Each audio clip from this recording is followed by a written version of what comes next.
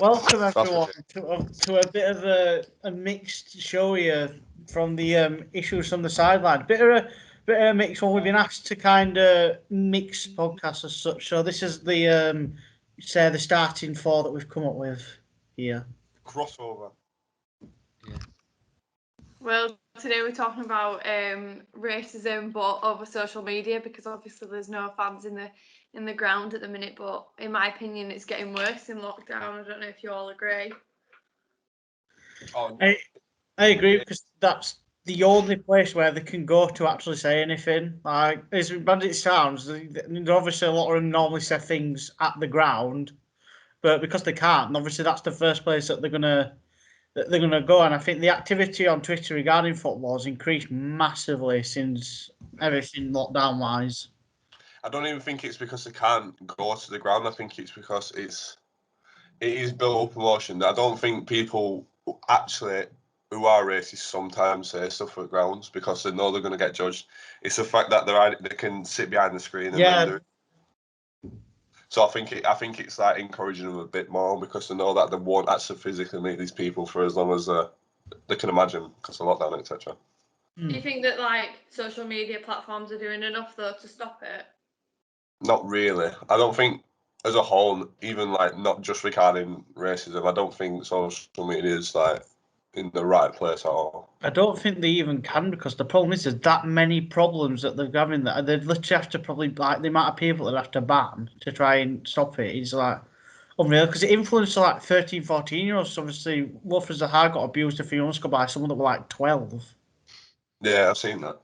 Yeah, but what can you do? You know, these parents should, you know, they know that the kids are on social media, and yeah, they might not know that they're being racist, but I think a lot of them need to keep more of an eye on them because if you start at like 12, 13, 14 being racist, you're just gonna develop and get worse and worse and worse, especially when we're allowed back to the grounds and stuff. If you've seen racist abuse on social media, you're gonna bring it to the ground with you and influence people around you.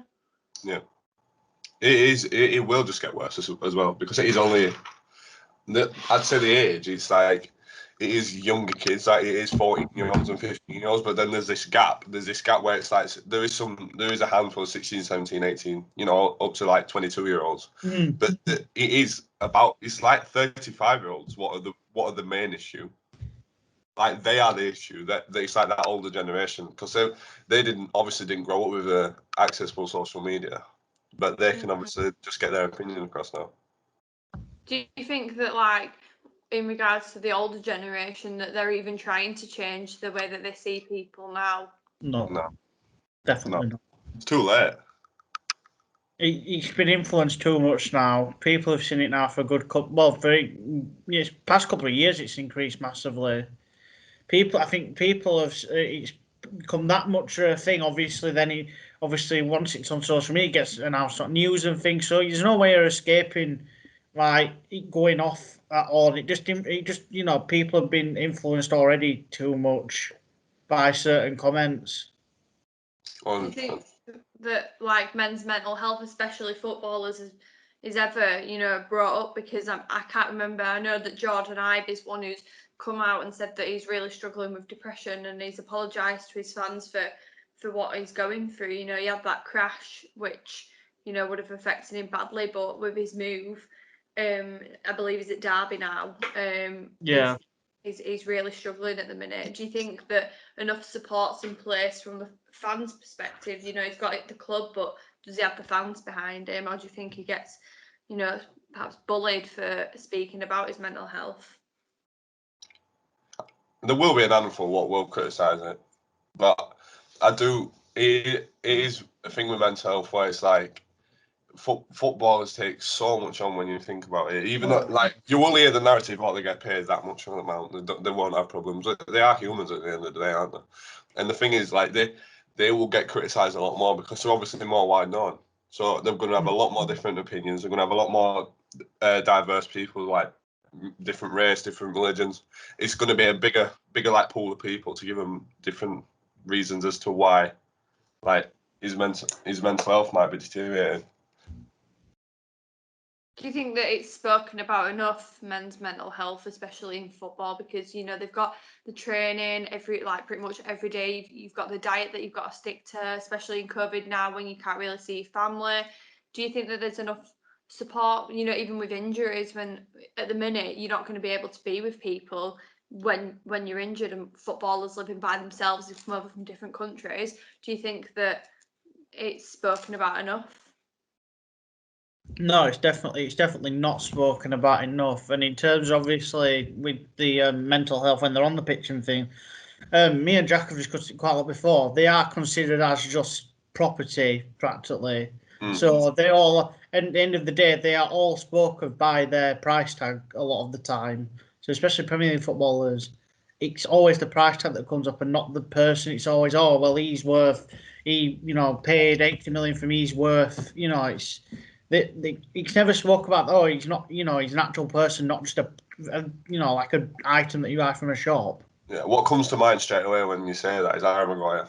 Yeah, It's straight to my mind because like he's not even that. He's not like I'm trying not to relate it to his price tag, but he just comes to you straight away. That's how you judge footballers now. You judge them by how much they've gone for, how much they're on a way. But you shouldn't do. But you do, and you can't help it. But it's like it becomes that situation where it's like, right, you've got to like dissect it a bit. Like because Jesse Lingard's fallen off the radar completely, but like it is known, he's widely known now. God knows how long it's been going on for, but what he's gone through, that's an obvious reason as to why he's had that dip. But you never know what Maguire's gone through, and especially because what happened in the summer with his sister in Greece, was it? yeah, all That can still play on his mind, and I wouldn't be surprised if it does. he got abused for that so much, and it was something that were out of his hands entirely. He's at the end of the day as well. Going back, he's a person at the day. He's probably made the same actions that many other people have made, but he still gets still gets named like memes and that about it. The media this way. make it worse. Yeah. They want to get a story at the end of the day. They don't care about the feelings. You get some Oh, journalists yeah. that tell the story, and you get some that make the story at the end of the day. And I think if you need a story, you'll do anything for a story, and it can tear people's careers apart. And I think that's something that they need to consider, because it can push people too far, especially in these times, and they don't know what else to do. It can push people too far. Yeah, like going back to Maguire, put it this way, right? What if people see footballers as role models? They're not role models. They've never wanted. They're not really. They don't. They've not gone into their career and thought, right, I'm going to be a role model. I'm just going to be a professional footballer. No. But imagine, right, if you get put into a situation where I don't want to go into the detail, but it is all over. What did happen and why you reacted like that? Imagine if you're not football. Imagine if I was in his shoes and that was happening to my system, I probably would have done the same thing. I probably would have done something worse. Yeah. Yeah. Do you But think at any point when that happened that he in the back of his mind was, I can't do that because I play for Manchester United and obviously England, or do you think he's just done it because it's a human reaction to do so, to protect family? Yeah. He's not I just going to think when it comes like that, it doesn't matter what you do as a career, it don't matter what you are as a person, what your profession is. It's just like being a human being, really.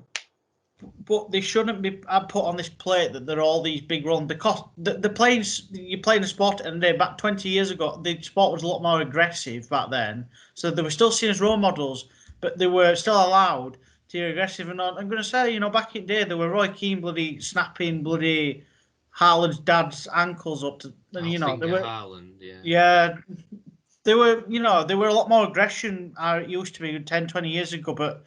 Back now, say if there's some of the actions happen now, they get absolutely terrored. Mm-hmm. Yeah. I think it'd be mainly on social media again as well, where most of this reaction would come from. I mean, you see, like, if someone's done a foul, for example, that's, quite bad, they've had a booking, but people think it's a red, but you'll always see them apologise on Twitter or apologise after the game, but it never seems enough for fans. They have to take it too far and throw in that racist comment, or, give them a death threat or something like that. an apology never seems enough. But why is it enough for the player but not enough for the fans? Yeah, like I mean, you can look at like a 20-goal season striker, and he misses one shot, and Twitter turns on him instantly, and it shouldn't be like that. Well, when you going back to what you said, George, the De Silva part, you know, when with Brentford and Spurs, you know, when De Silva tackled Højbjerg, that's what that reminds me of, because he put it on Twitter. But I remember just going through his replies and just seeing some of the comments, just like from Spurs fans. Well, obviously they didn't have the photo, like their face. They had footballers or like the badge. Oh yeah. And then they never do have the face. Why would never have the face? That's a problem. That's the problem, is that it's so easy to be someone that you're not on social media. But in my opinion, I think that's quite cowardly. If you've got an opinion and you feel that strongly about it, and you feel like you can say that, why do you need to hide behind an icon or a false name? Why don't you just say it? Because you know you're going to look a bigger person saying, not in obviously the way that they've said it, but if they just say like, you can't go around doing stuff like that. You still got your opinion across, you know. Why do you, if it's not that bad in their opinion, why are they doing it under false names and icons? I don't understand the problem is, though, with their opinion of doing this, they tend to add all the slurs and all the swearing in with it. The problem is, it's all right giving an opinion, but then when you add everything else in that they're adding, it just like takes like the whole opinion negative. Well, I know Sky Sports, for especially the women, if there's any sexist comments that they're seeing, you know, for example, like, oh, women are dishwashers, you know, anything like that, they get taken off, their account gets banned and it gets deleted. They're doing the same for racism, though. I mean, it's good what they're doing for women, but racism is getting worse and worse and worse, and, you know, a lot quicker than, you know, derogatory comments for women. But why is nothing being done for racism other than the kneel, which people are still saying that it needs to go?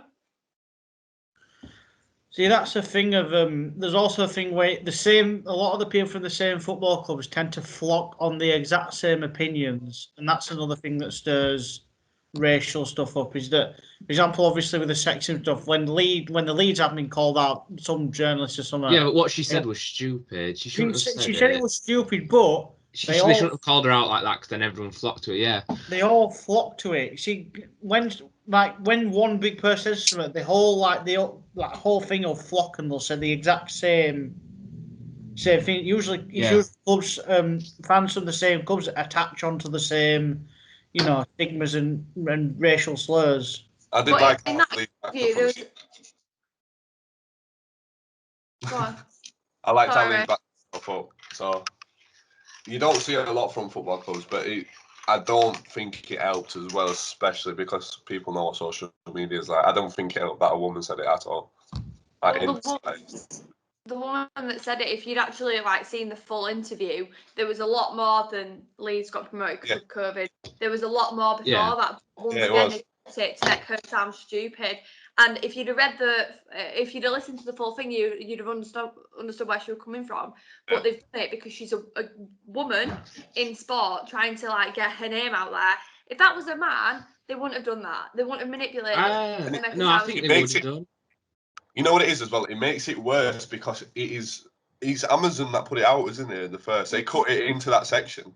Yeah. They've done that on purpose because they know it would spark a debate, but I don't think they realised how serious it was going to get. It's bad though because she's had death threats from that, you know. Yeah, I think she deleted her Twitter over it. Yeah, and especially now, like I've said before, when people are like desperate, you know, and people are in a really bad like mental state, and people are still throwing derogatory comments because Amazon have clicked what she said. If it's so hard for a woman to make it in sport, I don't care what anyone says. I tried to do it, and it is so difficult. You have to work twice, 3 times as hard as a boy just to be equal. So it doesn't help when people are behind women clipping bits to make them sound stupid, because they know for a fact that they're going to get backlash from it. Yeah, they don't know how much, but at the end of the day, they don't deserve backlash from it when it's not what they've said. Do you think?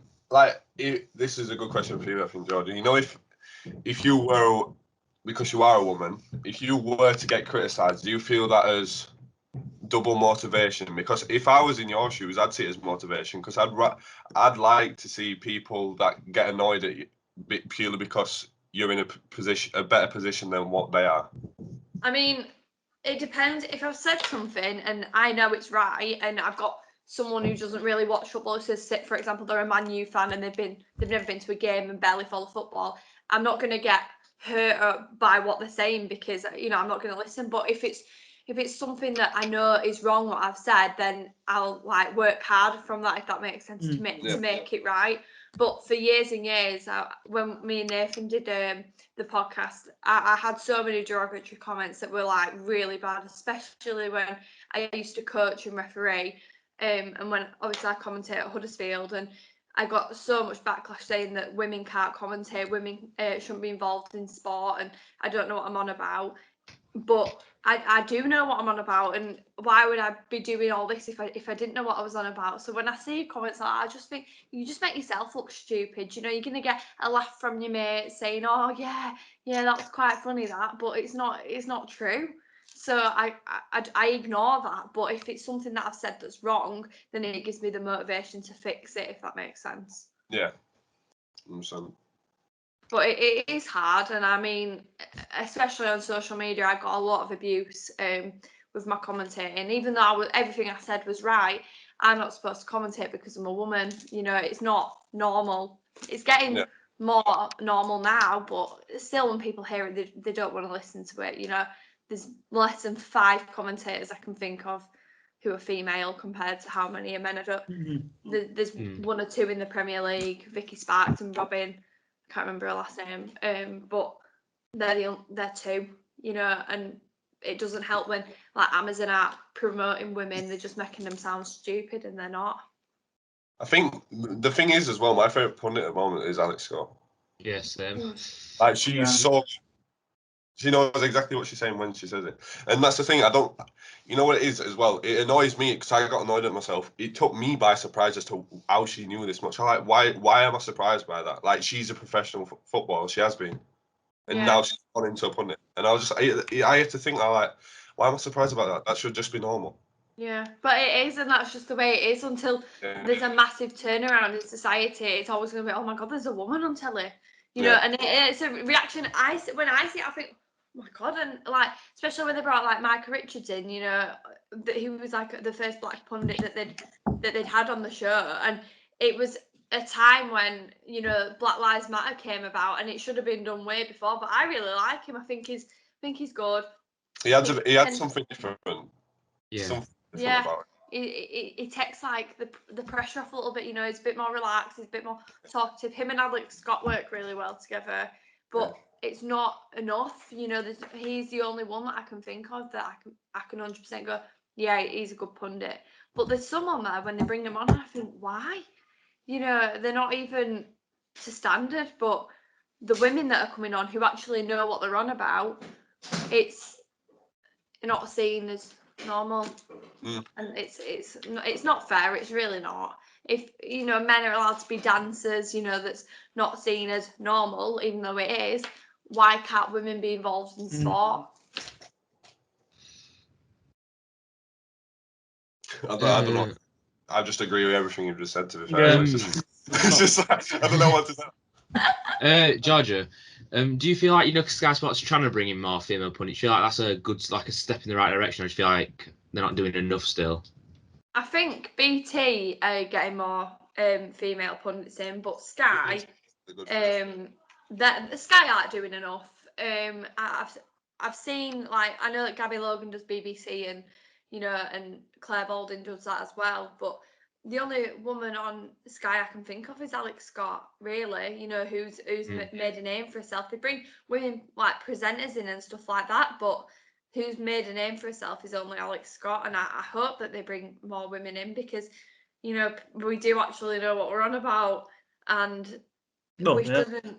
What's the point of bringing someone who's like a man who doesn't fully know what he's on about with football over a woman that knows quite a bit about football and can tell you everything, but just because she's a woman, she gets judged for it? But you know, unless something changes, it's going to be like that. I get shocked myself when I see a woman on telly. I just think, oh my God, you know. And I think everyone does, and I can't believe it. I can't believe that we do. Even if you back it, like, even if you put yourself in your position, Georgie, it's like you are surprised. I know that I'm surprised. I know Luke's surprised. I remember we was watching something in college one day, and we saw a woman on. Me and Ben saw a woman on Twitter presenting something and just being a pundit in general. Like, she is actually very good, and it's just like it took me by surprise. I can't get over the fact that it's never been the norm anyway. Yeah, I think it needed to happen. You know, it's like it's breaking through a little bit. Like Alex Scott has like put women in there, but it's not been that breakthrough yet that they need. You know, BT I think are getting there at the minute. You know, they're very equal. They've got like a little panel. You know, and they've got 2 or 3 women in there, and I think that's good. You know, because people are going to get used to it now. You know,